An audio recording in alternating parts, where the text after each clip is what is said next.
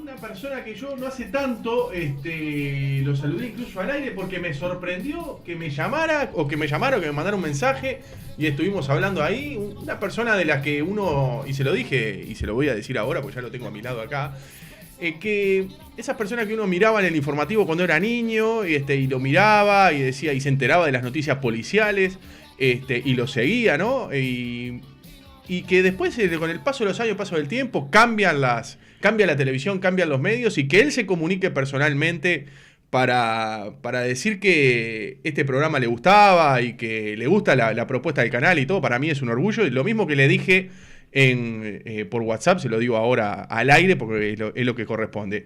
Jean-Georges Almendras, buenas tardes. Buenas tardes, Richard. O tú dices que sos muy joven o yo soy muy viejo. Yo tengo 39. Tengo 39. No digo que te doblo, pero estoy a punto de doblarte de edad. Bueno, gracias a ti. No, por favor, gracias a vos por haber venido. Y gracias, como te digo, lo mismo que te dije por WhatsApp hace un tiempo. Sí, me sorprendió muchísimo que te comunicaras conmigo y que tuvieras las palabras de halago, la verdad. Unos meses atrás sí, recuerdo.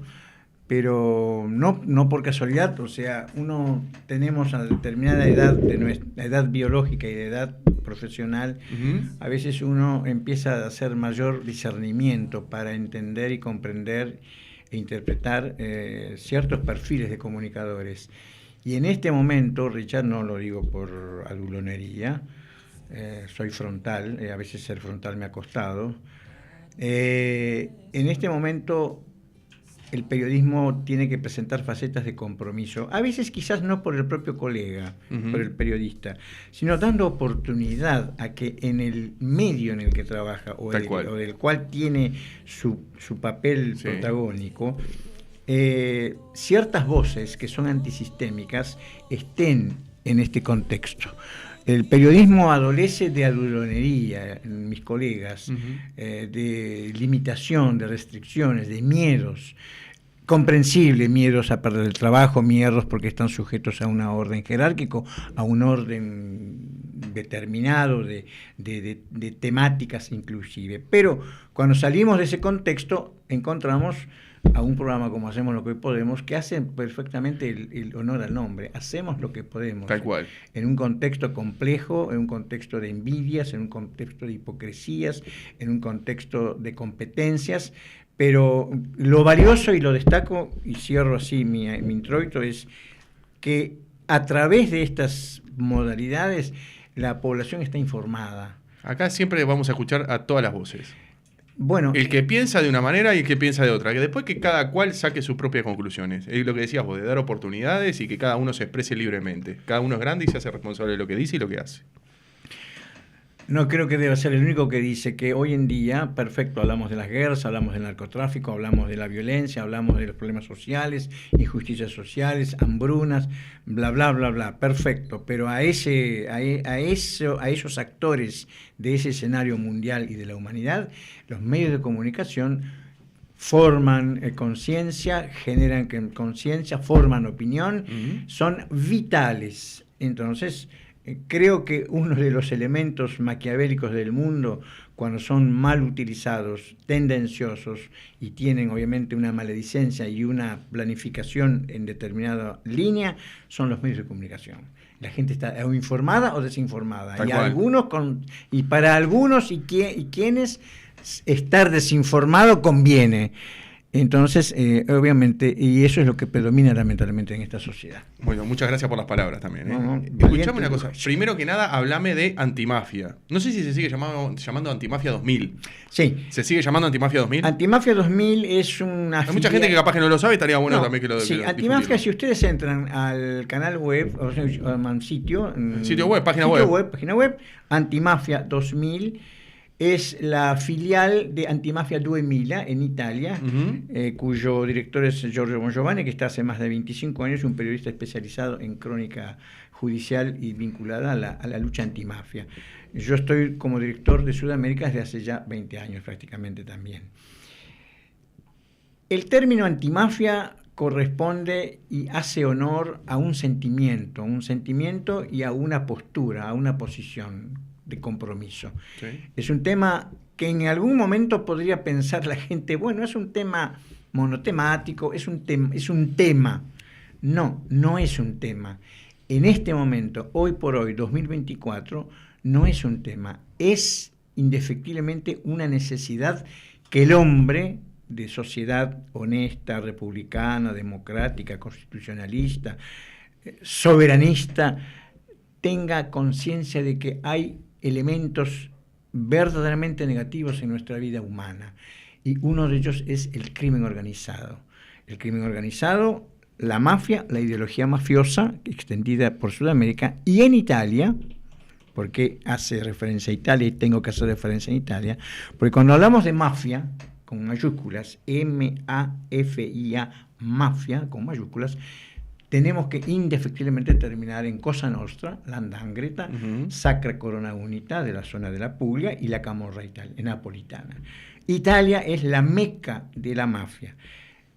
Meca porque tiene 200 años, no es un tema como el tema Marcet, que tiene 10 años, 15 años, desde el 2013 que estuvo en el Penal de Libertad, y hoy en día es el elemento mediático. No, la mafia italiana tiene 200 años de antigüedad. Eso significa muchas cosas. Significa, lamentablemente para Sudamérica también, que se ha instalado en Sudamérica. Eso es mafia. Crimen organizado es crimen organizado. Asociación para delinquir es vamos a asociarnos para delinquir. Galeano, fulano, vamos a hacer un asalto al Banco República, lo hacemos. Es un delito, es una acción criminal, bueno, pero mafia, la ideología mafiosa ya tiene otros componentes y eso está en nuestra sociedad. Y en Uruguay, ¿cómo ha pegado los últimos 30 años? A ver, yo como te decía y como en el arranque lo dije, ¿no? Yo te veía en Canal 4, en Telenoche, eras la persona encargada de dar las noticias, la Crónica Roja, y sos un experto porque te has perfeccionado cada día más hasta el día de hoy. ¿Cómo ha cambiado desde que vos eras corresponsal de Telenoche, ¿no? Encargado de la Crónica Roja, donde te has comido balaceras, yo me acuerdo, sí, y hasta el día de hoy que ahora estás del otro lado, por fuera de los medios, ¿no? Y sos un tipo que los cuestiona y fuerte. Con todo, te dice una mezcla de todo. Haber vivido el periodismo en Crónica Roja, tanto en Telenoche como en Últimas Noticias, en forma simultánea, con dos lenguajes periodísticos muy diferentes, pero eso me permitió, obviamente, crecer periodísticamente. Pero vayamos a la pregunta tuya. La realidad y la violencia de los años 80, 90...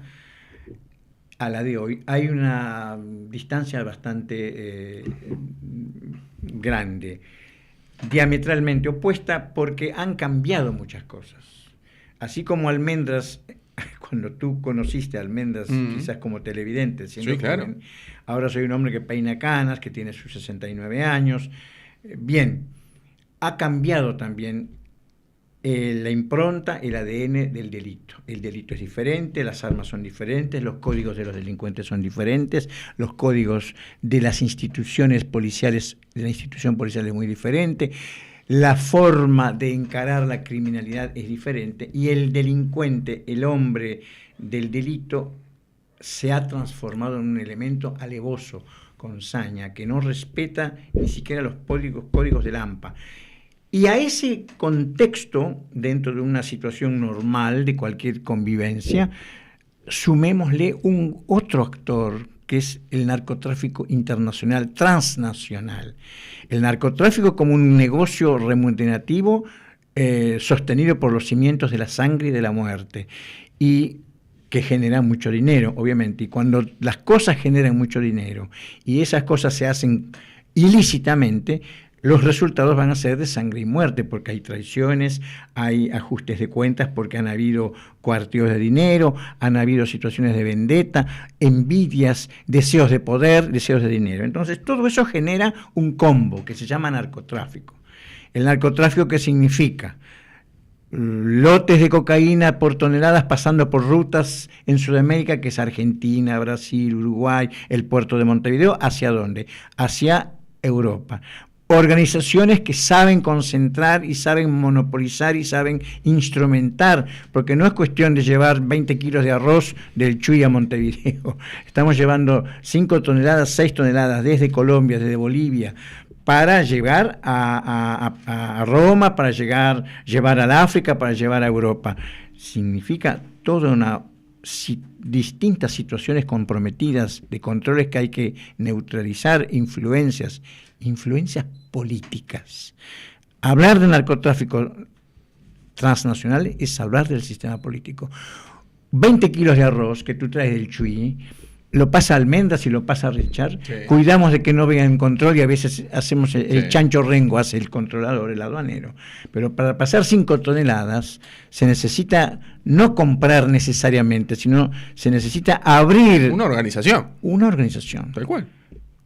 Así. Entonces, ese componente del narcotráfico transnacional también tiene su repercusión abajo, en los barrios donde se registran situaciones como la de Cerro Norte, como la de Villa Española, Marconi.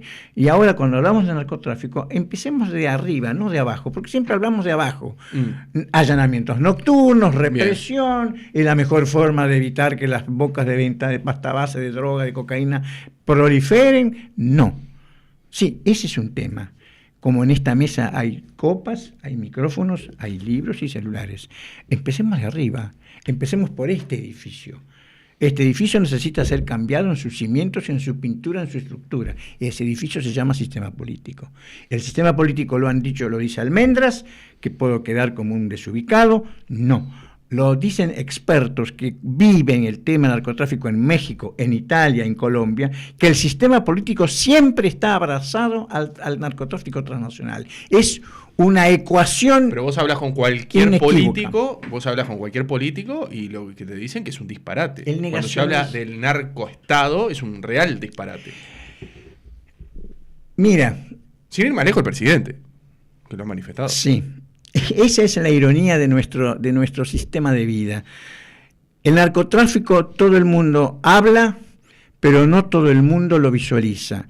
Todo el mundo lo censura, pero a la hora de dar las herramientas suficientes para que ese narcotráfico se neutralice, se erradique de nuestra sociedad, los pasos no se dan. Es decir, el narcotráfico es un elefante que está transitando por nuestra principal avenida, o varios elefantes, y no los vemos. ¿Y cómo entra desde el comienzo el narcotráfico en la política?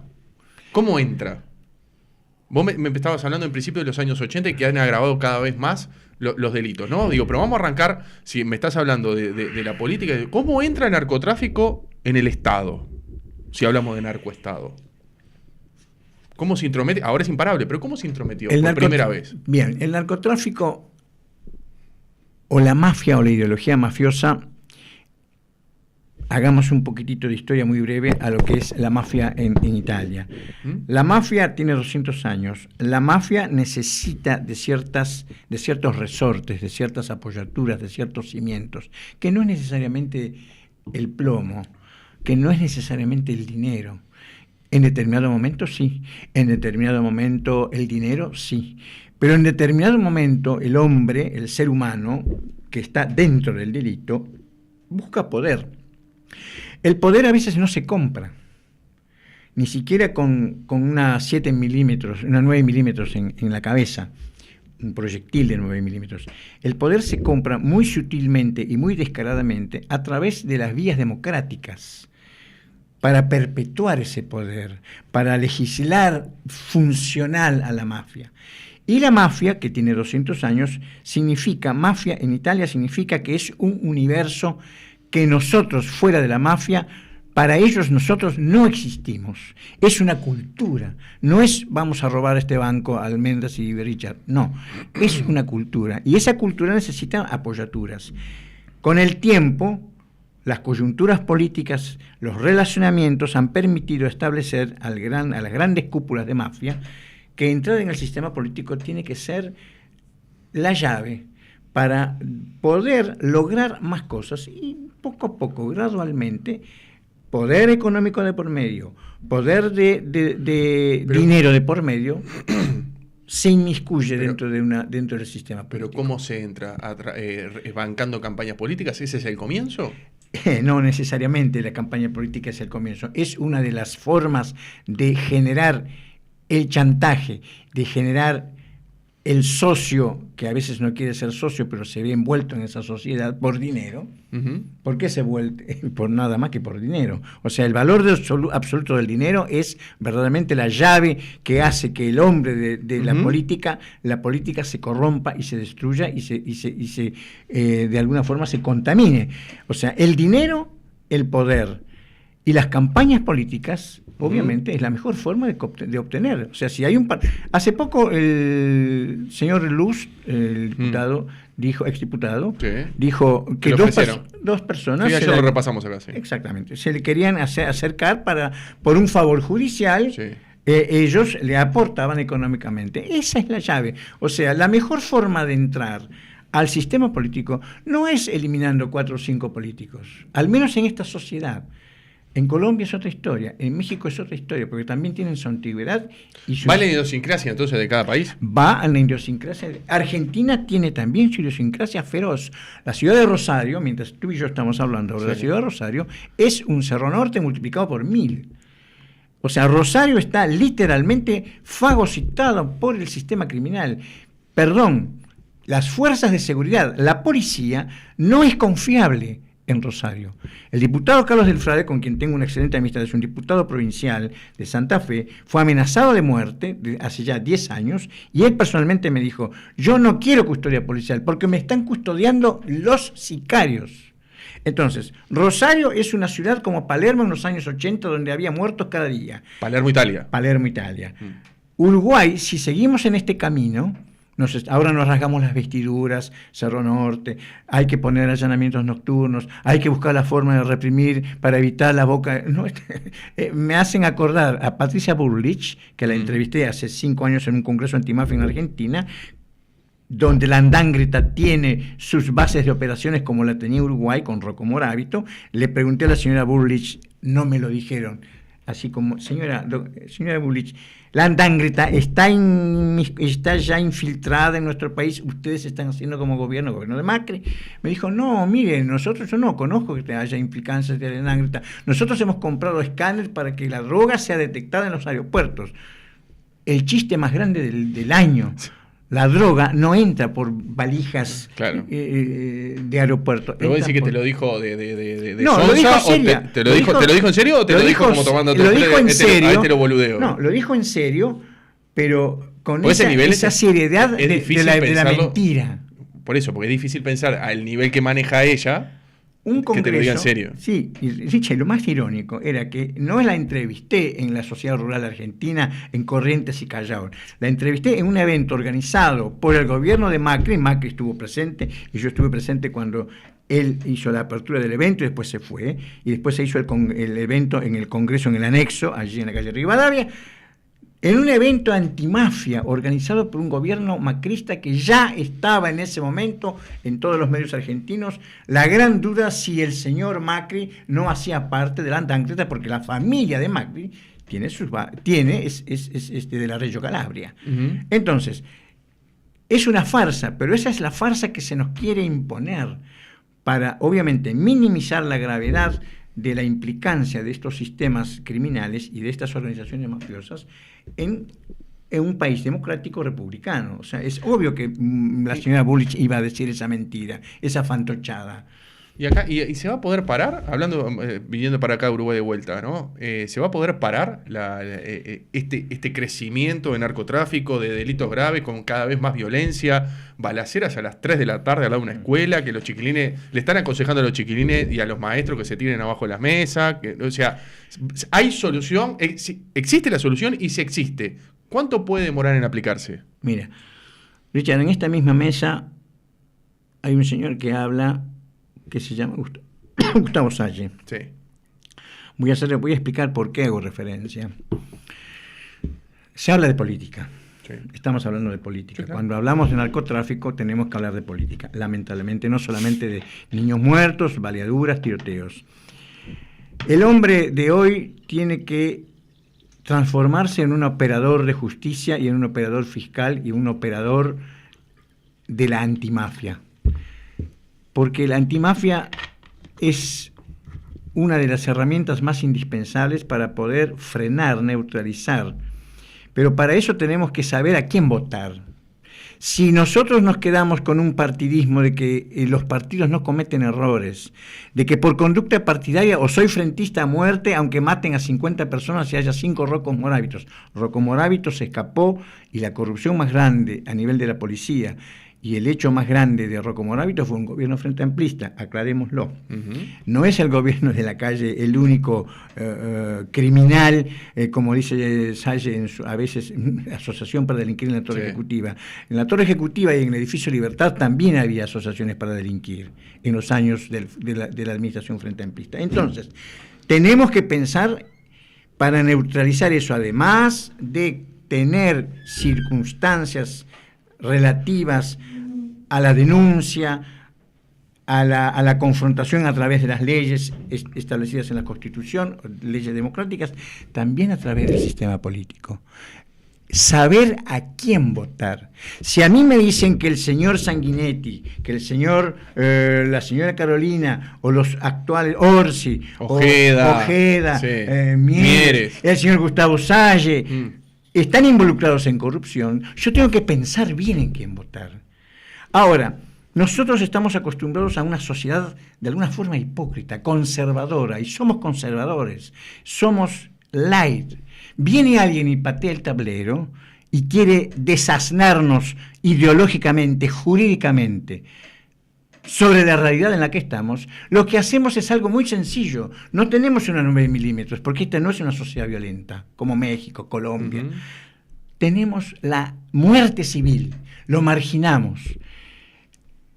La presencia de un individuo que hace parte de un sistema, de un partido político, que tiene sus penurias para lograr llegar al Senado, llegar al Parlamento, para llegar quizás a la presidencia, pero nos quedamos solamente con el Parlamento, pero rompe el tablero, ya es motivo suficiente para decir, no, este señor está rompiendo nuestro esquema, nuestra estructura. Es hora de romper las estructuras, porque las verdades están pasando por nuestras narices y nosotros nos autoconvencemos, porque queremos autoconvencernos de que no existe narcotráfico, que no existe corrupción en la función pública, que no existen problemas sociales. No existe. Narcotráfico es el padrino de la película, no es más que eso, es muerte. No, esos son locos que hay que hacerles allanamiento de noche a las 4 de la mañana y cerrar las bocas de pasta base en el Cerro Norte, masacrarlos, reprimirlos y se terminó el problema. No se terminó el problema, esa es una punta del problema. El problema está arriba, porque la droga que tienen en el Cerro Norte, los problemas que hay en el Cerro Norte, en el Borro, en el Marconi, en La Valleja, en otros barrios marginales, zonas rojas que ponemos, no son ni más ni menos que la cara visible de un deterioro funcional de las instituciones. No, y yo me he enterado también de muchos casos de que cuando le van a hacer un allanamiento le avisan el día anterior desde el comisario. A ver, yo conozco casos de haber laburado o haber investigado cosas y eso, de que le avisan a las propias bocas, mirá que entre mañana y pasado te van a hacer un allanamiento. Entonces se limpian todo. Para arrancar, ahí hay corrupción. Pero después también existe lo que te dicen, que dice, bueno, entramos la boca, pero al otro día te la abren al lado. ¿El familiar que quedó? ¿O no? ¿Pasa o no pasa? Es muy difícil hacer entender a la opinión pública de un tema de una complejidad indescriptible, porque el ciudadano vive su rutina, vive su cotidianidad, no tiene formación jurídica, no tiene muchas veces elementos de la información de los medios de comunicación, porque los medios de comunicación están totalmente funcionales a determinados intereses y no son informados. Este diálogo no debería ser el diálogo único de hacemos lo que podemos.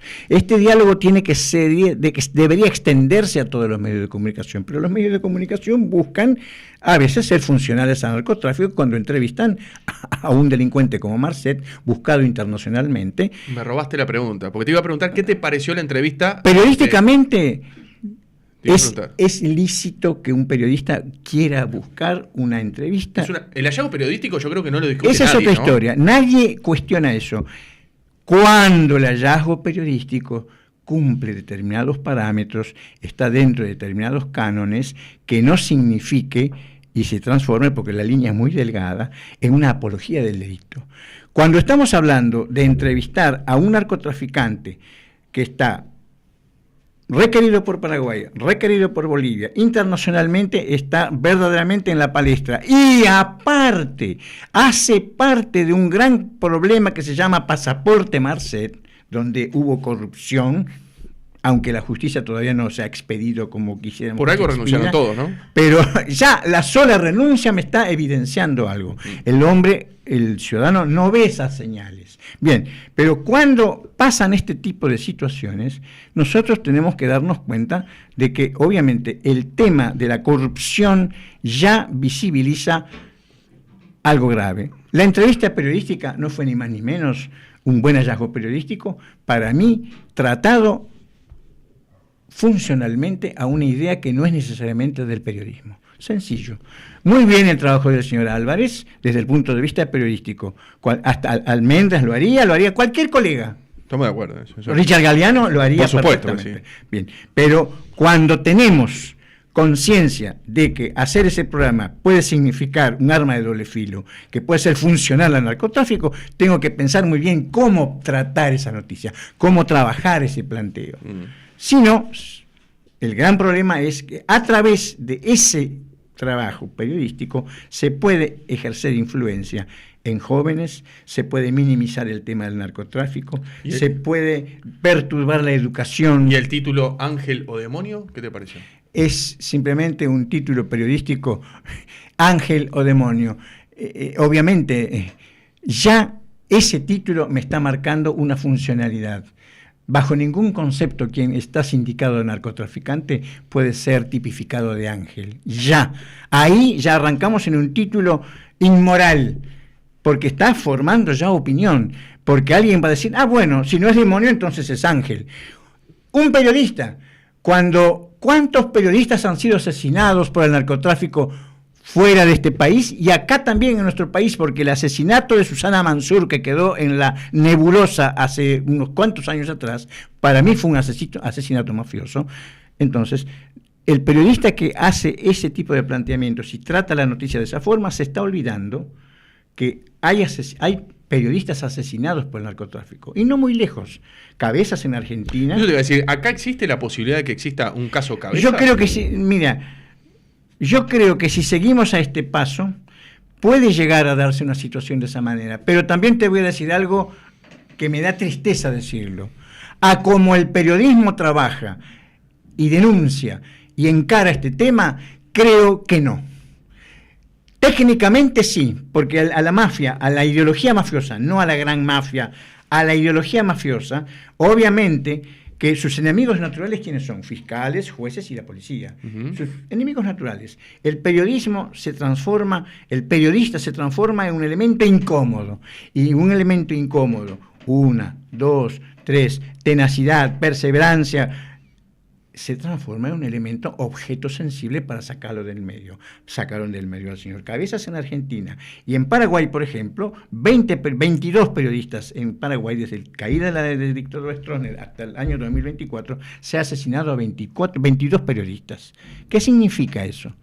En México ya ni hablar, es moneda corriente. Exacto. Perfecto. ¿Qué significa? Significa que el periodismo tendría que tener un papel educador. No lo tiene en este país. Primero, porque están ignorantes mis colegas, no se informan. Yo puedo hablar con propiedad, porque he estado en Italia, voy a Palermo todos los años. ¿No se informan o no quieren jugársela? Porque decir, yo me la juego y ¿qué? A mí que o sea, por lo que gano, vamos a decir la verdad, los sueldos que se pagan en televisión no son grandes cosas. Ya ese problema. Entonces digo, ¿qué me voy a jugar yo por la plata que gano a destapar que bueno, me molesto? Entonces dejémonos, si hacer periodismo significa pensar en eso, bueno, entonces dediquémonos a otro tipo de tareas. Periodismo significa amor a la verdad. No existe el narcotráfico, vamos a suponer, vamos a hacer no existe el narcotráfico. El periodismo sirve para denunciar Watergate, el caso Watergate, para denunciar asesinatos como el de Mariel Franco en Brasil, que fue una situación política de corrupción. Periodismo significa denunciar los asesinatos en Palestina. Dejemos el narcotráfico de datos para denunciar que existe una manipulación en el tráfico de armas para esta situación de guerra nuclear sobrevolando nuestras casas. El periodismo significa verdad, compromiso. Si hacemos periodismo para hacer light, bueno, perfecto, somos periodistas entre comillas. Porque también hay que entender, a ver, vos trabajaste en un noticiero y vos sabés que también, más allá de que vos podés ser periodista, vos tenés toda la intención del mundo de hacer las cosas que a vos pero vos también te dicen, che, el dueño del canal, el gerente del canal también te puede bajar una línea y decir, esa es otra historia. Esa es otra historia, que me la bajen, que me echen. Y que te empiecen a idealizar o en el ojo decir, vos, si seguís así, te echo. Perfecto. Eso ¿No existe eso? ¿Cómo? ¿No existe eso? Existe. Acá en este país existe la muerte civil de periodistas. Claro, por supuesto. Existen las presiones sutiles y a veces no sutiles. Yo personalmente no he tenido presiones técnicas directas, pero indirectas sí. ¿Cómo cuáles? Indirectamente, ¿cómo se te presiona indirectamente a vos? Indirectamente, cuando determinadas noticias en la época del noticiero no podían darse a conocer, por ejemplo, o ¿Qué tipo de noticias? Noticias, por ejemplo, electrónicas, por intereses, o sea, hubo una época de las famosas superbandas, sí, claro, por supuesto, me acuerdo, que asesinaban, mejor dicho, que hacían asaltos, había que filmar los edificios, bancos, la gran mayoría. Hubo un instructivo de la gerencia del noticiero, perdón, la gerencia del canal, no del noticiero, por razones e intereses comerciales, no se podía filmar la fachada que significaba que los bancos. Por ejemplo, son estupideces, pero para el periodista y para el camarógrafo más, porque tenía que hacer maravillas, tenía que ser otra cosa. Determinadas persecuciones que hacíamos a veces, llegaban al canal y decían, no, esta persecución, tenemos todo, mira que tengo todo para salir del noticiero, tengo la captura, no, porque hay una orden de arriba que es amigo, el dueño es amigo del canal, no podemos hacer esto, por ejemplo. O sea, y otras situaciones que el periodista vive es las amenazas externas. Ahora, sin olvidarte de eso, sin cortarte de eso, también se habló que la superbanda robaba para financiar partidos políticos. Sí. Ese es otro capítulo grande que llegó hasta el Parlamento cuando oportunamente se hizo un cuestionamiento a Mujica y a la señora Lucía Topolansky, me acuerdo, sobre millones de dólares y de pesos que se habían recaudado para las campañas del MPP, etcétera, etcétera. Y eso quedó en una situación de agua de borrasca. No se habló más del tema. No se habló más. Y eso es corrupción, porque ya por el solo hecho de que se señale, no creo que por capricho y por situaciones de inspiraciones, había evidencias que no llegaron al estrado y no tenían que llegar nunca al estrado, a tribunales. Si se señala y se piensa que en aquel momento un hombre referente como Mujica y Lucía Topolansky estaban involucrados en este tipo de actos delictivos, bueno, ya ahí tengo que parar la oreja. Y nosotros somos una sociedad que hoy en día ve muchos síntomas y muchos signos y muchas evidencias y no para la oreja. Está bien lo de Marcet, está bien lo de Rocco Moravito, está bien lo de Astesiano. Son situaciones menores, lo minimizan. Son excepciones, te dicen. Son excepciones.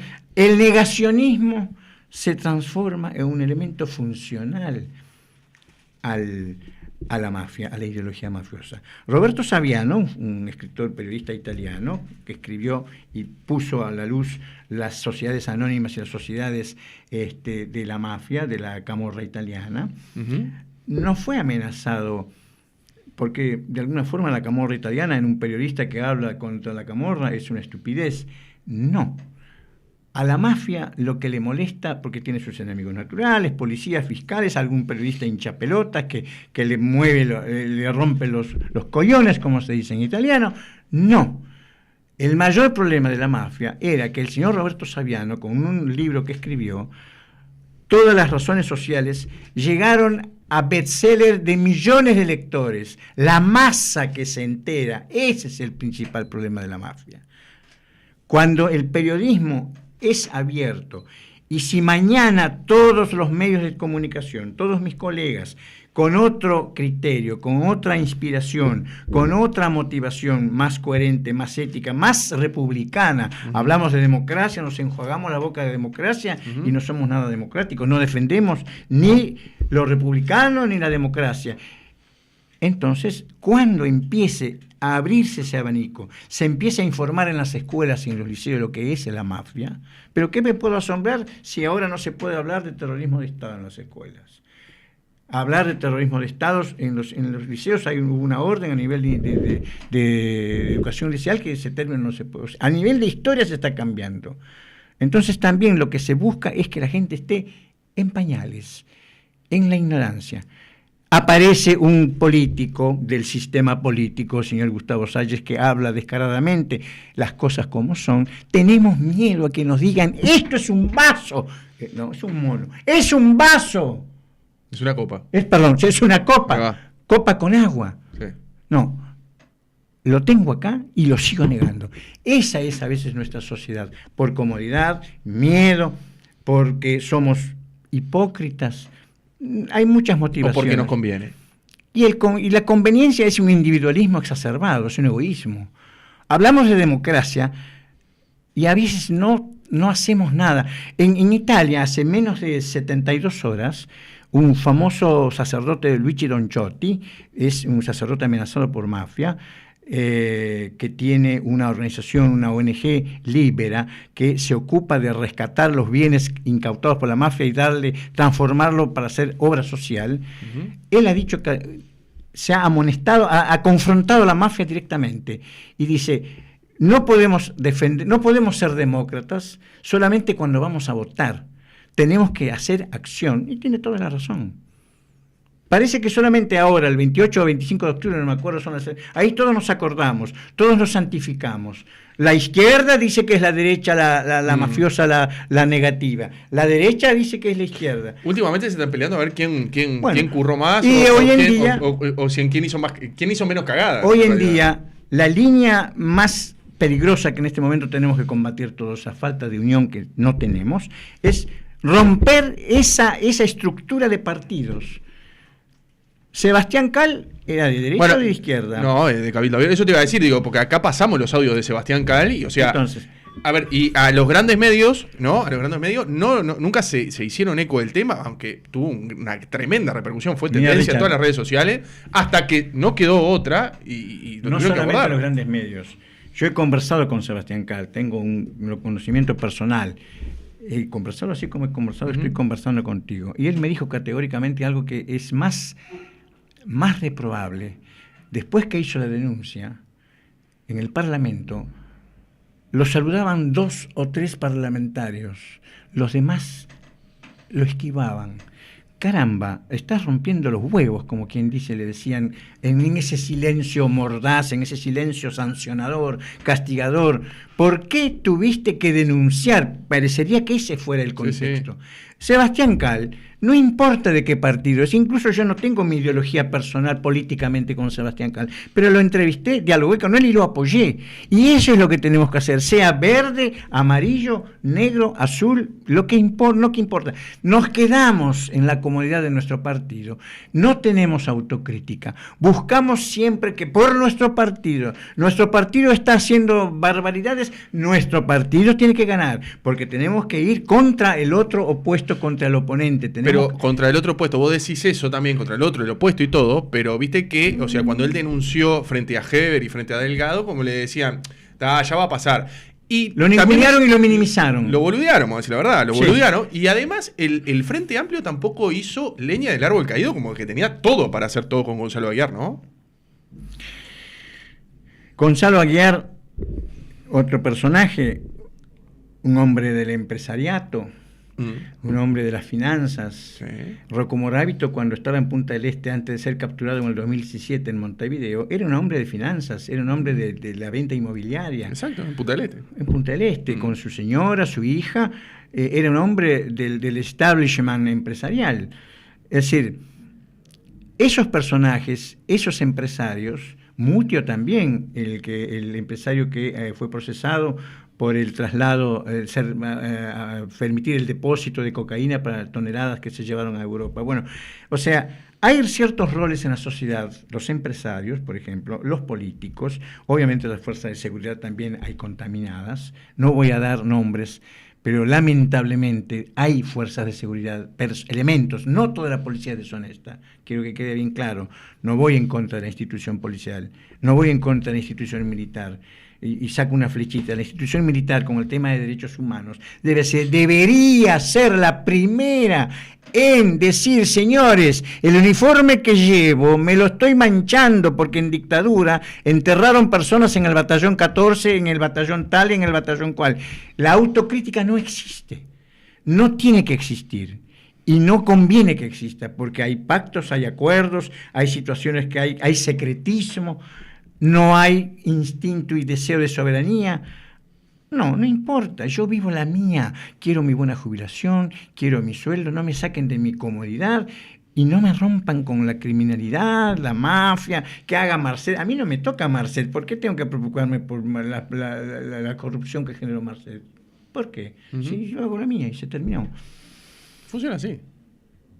Funciona así, lamentablemente, y hay personas que vamos en contra de esa corriente. Quiero destacar a un hombre, un amigo, el profesor Pablo Romero, no sé si lo conoces. No lo conozco. Pablo Romero es un profesor de filosofía que ha hablado mucho, incluso en Polémica en el Bar, estuvo conmigo en aquel último Polémica en el Polémico, que es un educador... ¿No te invitaron más? ¿No te invitaron más después? No, y obviamente no me van a invitar más. Hace parte de... Sí. La educación a la legalidad es una de las cosas más importantes. Hacer un frente común. ¿Por qué? Porque el joven, si no está bien informado de estas realidades, es el votante dentro de 10, dentro de 5 años, que va a seguir en la línea de que, bueno, mi padre fue blanco, voy a ser blanco. Mi padre era socialista, comunista, del Frente Amplio, seguiré siendo Frente Amplio, porque es pueblo, porque defiende el pueblo. Pero... perfecto, yo no estoy de acuerdo, pero cuando los líderes y los referentes o los políticos cúpula de esos partidos que defienden pueblo empiezan a salirse del horizonte, tengo que empezar a tener una conciencia y a cuestionarlos. Y a cuestionarlos y a exigirles, como los militares tienen que exigir el buen militar para defender y andar en la calle sin que lo puteen porque es milico y porque es militar, tiene que decir, señores, yo no me manché las manos de sangre para torturar o para asesinar. Y perdón, voy a ser muy grosero o muy sincero, yo no entiendo las personas que dicen de que no existen desaparecidos, de que son todos una fantochada, los militares que ahora con un comunicado dicen de que no van a ceder el espacio. Señores, por diferencias políticas se mataron y se enterraron personas que ahora con bombos y platillos, con lágrimas de cocodrilo, muchas personas ven salir los cuerpos de un batallón, de un establecimiento militar. ¿Qué significa eso?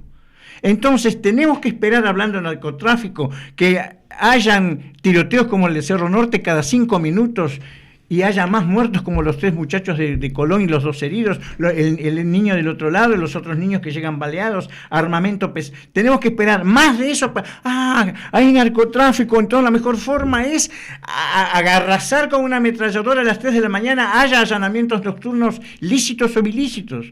Eso es lo que tenemos que esperar. Tenemos que esperar que si lleguemos al nivel de Rosario, Argentina, que viven realmente en una situación gravísima, tenemos que llegar a la ciudad de Palermo, que fue así durante los años 80, 90, y hoy en día cuando amenazan a fiscales con hacerlos explotar, hoy en día. Y quiero que entienda una cosa, lo que pasa es que la gente no entiende, no quiere entender porque no son informados.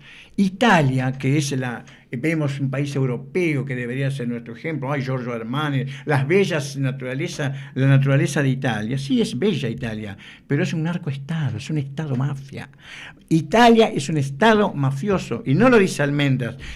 4 o 3 mil jóvenes de movimientos que yo conozco, entre ellos mi hijo, marchan hace 3 años por las calles de Palermo, algo insólito, gritando, fuera la mafia del Estado, la mafia es un saco de merda.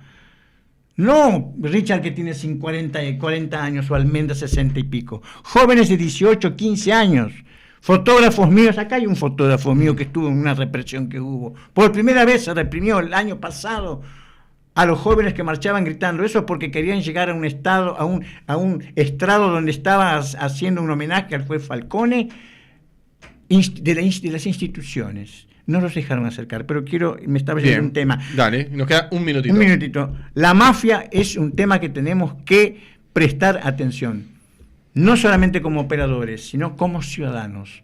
El peor problema que tiene en este momento la mafia es cuando los 3 millones de habitantes del Uruguay, 3 millones y medio, tomen conciencia de que la mafia hay que cerrarle las puertas. A la hora de votar, saber a quién votar. Y a la hora de que ser político, decir, campañas políticas, ¿de dónde viene este dinero? No, porque cuando la mafia entra a través de la política, a través de las campañas políticas, caput, se terminaron los republicanismos, las constituciones, la institucionalidad y la honestidad. Bien, y por último te voy a decir como hombre periodista y como hombre de los medios, ¿no?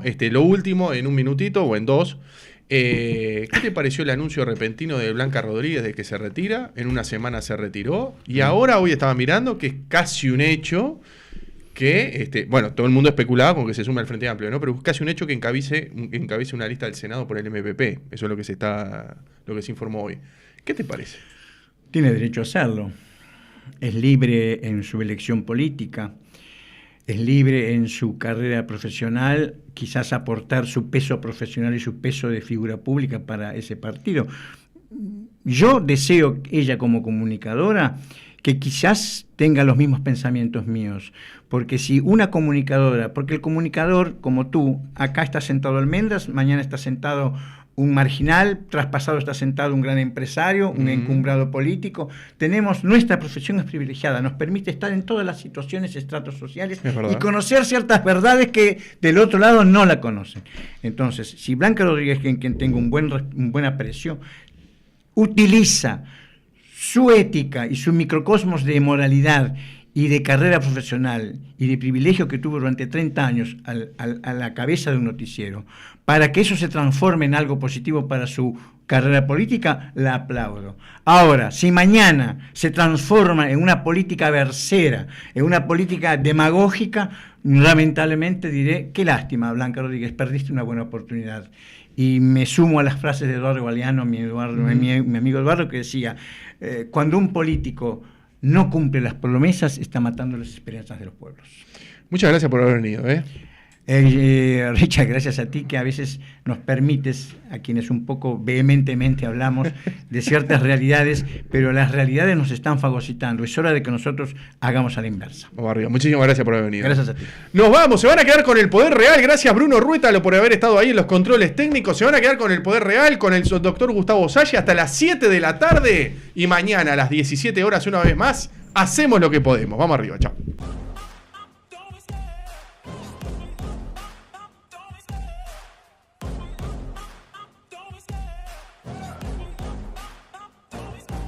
Love the chase and the hunt, and I set the pace when I'm running. I always take what I want and I always give it 100. Don't need a bank, no I'm funded. Play the game like it's nothing. I'm always thankful for something.